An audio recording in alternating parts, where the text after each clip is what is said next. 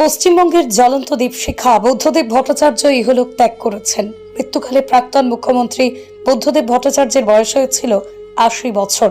একদিকে তিনি ছিলেন কবি সুকান্ত ভট্টাচার্যের ভাইপো, অপরদিকে তাঁর পরিচয় ছিল সাহিত্যিক, নাট্যকার এবং রাজনৈতিক ব্যক্তিত্ব।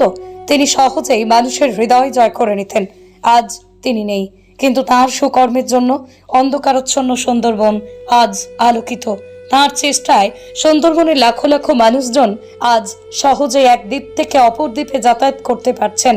চোখ মুছতে মুছতে এমন সব স্মৃতির কথাই জানাচ্ছিলেন একদা বাম আমলের প্রাক্তন মন্ত্রী তথা সুন্দরবনের ভূমিপুত্র সুভাষ নস্কর।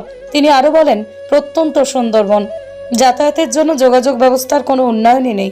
সন্ধ্যা ঘনালেই অন্ধকারচ্ছন্ন আলোকিত হয়ে উঠত জোনাকি পোকার আলোয়, কখনো বা পূর্ণিমার চাঁদের আলোয়। সুন্দরবনের সুখ দুঃখ বুঝেছিলেন বুদ্ধবাবু।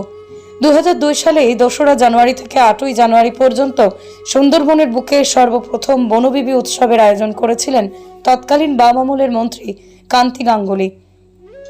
2রা জানুয়ারি বুদ্ধদেব ভট্টাচার্য সুন্দরবনের গোসাবার রাঙাবেলিয়াতে বনবিবি অনুষ্ঠানের সূচনা করতে কলকাতা থেকে কনভয়ে চেপে রওনা দিয়েছিলেন। সেই সময় বাসন্তী হাইওয়ের ধুরি থেকে সোনাখালী বাজার পর্যন্ত প্রায় 20 কিমি রাস্তার দুপাশে হাজার হাজার স্কুল ছাত্রছাত্রী, গ্রামবাসীরা বিদ্যুতের দাবিতে বিদ্যুৎ চাই লেখা প্ল্যাকার্ড হাতে নিয়ে মুখ্যমন্ত্রী বুদ্ধদেব ভট্টাচার্যের দৃষ্টি আকর্ষণ করেন। তিনি কনভয় থেকে নেমে তাদেরকে আশ্বস্ত করে বলেছিলেন, অপেক্ষা করুন, 3 মাসের মধ্যে বিদ্যুৎ পরিষেবা পৌঁছে দেব। সেদিনের সেই কথা অনেকেই উপহাস্য করেছিলেন, তবে কথা রেখেছিলেন তিনি। 2002 সালে 2রা এপ্রিল বাসন্তীর সোনাখালীতে একটি অনুষ্ঠানে বুদ্ধবাবু সুইচ টিপে সুন্দরবনের প্রত্যন্ত দ্বীপে বিদ্যুতায়ন করেছিলেন। সেদিনের ঘটনা আজ প্রতিটা সুন্দরবনবাসীর হৃদয়ের ইতিহাসে স্বর্ণাক্ষরে লেখা রয়েছে। পরবর্তী সময়ে সুন্দরবনের মানুষের দুঃখ ও যন্ত্রণা সম্পূর্ণ উপলব্ধি করেছিলেন, আর সেই কারণেই তাঁরই আমলে সুন্দরবনের অন্যান্য বিভিন্ন দ্বীপে দ্বীপে পৌঁছে গিয়েছিল বিদ্যুতের আলো। সেই থেকে আলোকিত হয়ে উঠেছিল সুন্দরবন।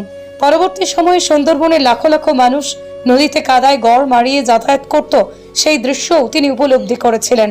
সুন্দরবনের প্রবেশদ্বারে ক্যানিং এর মাতলা নদীর উপর 32 কোটি টাকা ব্যয়ে বিরাট সেতু তৈরি করেছিলেন।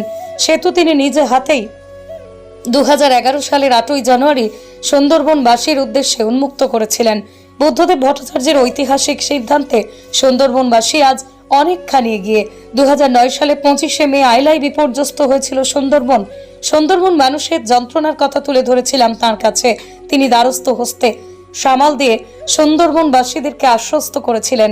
সুন্দরবনে প্রতি বছরই প্রাকৃতিক বিপর্যয় ঘটে, প্রাণহানি হয়, বাসস্থান হারায় মানুষজন। সেই কথা মাথায় রেখে প্রাকৃতিক বিপর্যয়ের হাত থেকে রক্ষা পাওয়ার জন্য সুন্দরবনের প্রতিটা পঞ্চায়েত এলাকায় আইলা সেন্টার করার কথা বলেছিলাম। সেখানেই বিপর্যয়ের সময় মানুষ নিরাপদে থাকবে, তিনি সেটাও বাস্তবায়িত করেছিলেন। সুন্দরবন নিয়ে যত আবদার কিংবা আবেদন করেছিলাম, তিনি সমস্ত কিছুরই সমাধান উদ্যোগ নিয়েছিলেন। তিনি আজ নেই, ভাবতে কষ্ট হচ্ছে, তবে তিনি সুন্দরবনের প্রায় 50 লাখ মানুষের হৃদয়ে চিরস্মরণীয় হয়ে থাকবেন।